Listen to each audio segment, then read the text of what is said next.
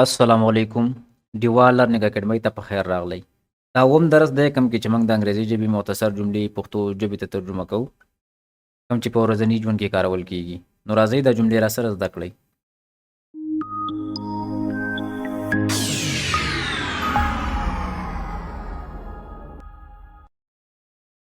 Zip your lips.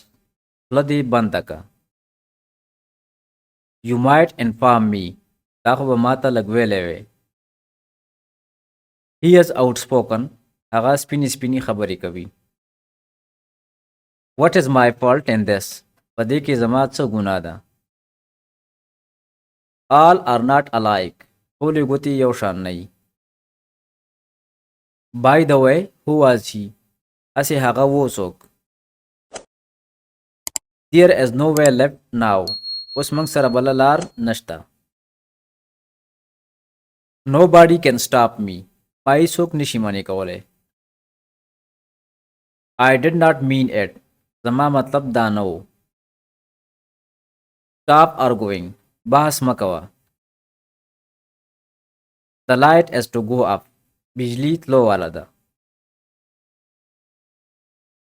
You should at least point out my mistake. ته خو ماته زما غلطي وښایه. Leave me alone. ما ځان لا پرېږده. Stay at home.